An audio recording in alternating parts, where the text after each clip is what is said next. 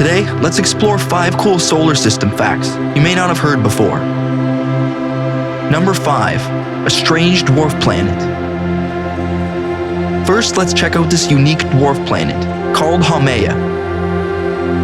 Haumea is one of the many objects located in the Kuiper Belt, a region of icy bodies beyond Neptune.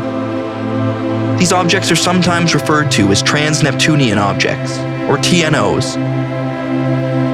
Haumea is the first Kuiper Belt object known to have rings. Not only that, it also has this interesting egg-like shape. Haumea gets this shape from its rapid rotation speed, completing a full rotation every 4 hours. This quick rotation stretches the dwarf planet outward at the equator, giving it this oval shape. Many details of this dwarf planet remain unknown, since no missions have been dedicated to it at this point. Moving on from Haumea to number 4, many potential dwarf planets. Our solar system officially contains 8 major planets and 5 dwarf planets, but many objects have been observed that fit the description of a dwarf planet. There are hundreds of objects in the Kuiper Belt that could qualify as dwarf planets, and potentially over 10,000 in the vast region beyond the Kuiper Belt. The task of officially naming and classifying these objects is in the hands of the IAU, the International Astronomical Union. I will be making a video diving into some of these objects in the near future, so stay tuned for that. Let's head back to Earth for number 3, a major blast from the past. For this one, we must look back to June of 1908, when a huge blast, known as the Tunguska Event, occurred. This was a massive explosion in the sky, estimated between 3 and 50 megatons of TNT, potentially over 3,000 times more powerful than the atom bomb dropped on Hiroshima. The object is thought to have exploded about 5 to 10 kilometers, or 3 to 6 miles above the surface. In some areas, the shockwave would have been equivalent to a 5 on the Richter scale, and it knocked down an estimated 80 million trees in an area roughly 2,000 square kilometers, or 772 square miles.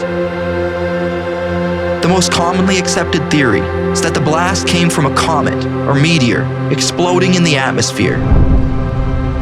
Since the event occurred in a remote area of the Siberian wilderness, only a handful of people witnessed it, with 3 fatalities potentially caused by the blast. The object responsible is estimated to have been about 50 to 60 meters wide, or 160 to 200 feet.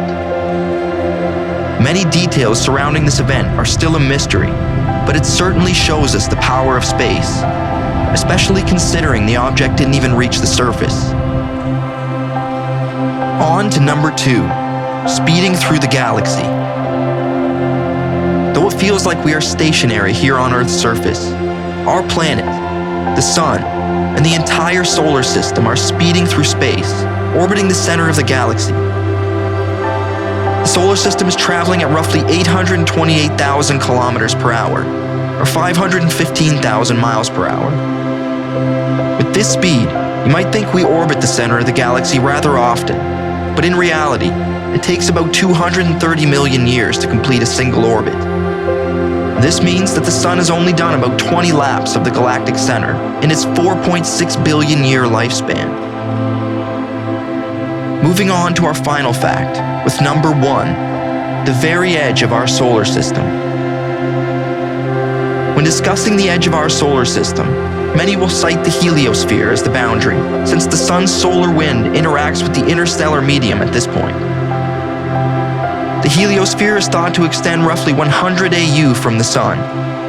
This is 100 times farther from the Sun than Earth, with 1 AU being the average distance between Earth and the Sun, just under 150 million kilometers, or 93 million miles.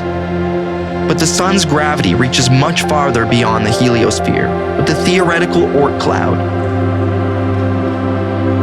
This idea was first presented by Jan Oort in 1950 to explain the origin of long-period comets. The Oort Cloud is described as a spherical collection of comet-like objects surrounding the Sun, the Kuiper Belt, and everything else in our solar system. The nearest point of the Oort Cloud is thought to be about 1,000 AU from the Sun, with the outer edge reaching up to 100,000 AU.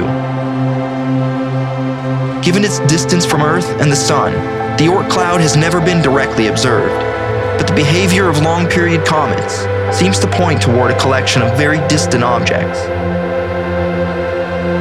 Though our place in the solar system may seem small, it makes me so grateful to be able to experience life while trying to grasp our place in the great infinity of the cosmos. The odds of any one of us being here are unimaginably small, yet here we are, floating through space, together on this beautiful world.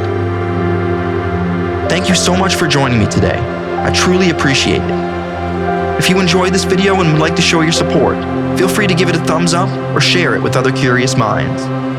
If you would like to see more videos on the vast cosmos, feel free to subscribe and hit the bell icon so you don't miss the next one. Until then, my friends, take care and be well.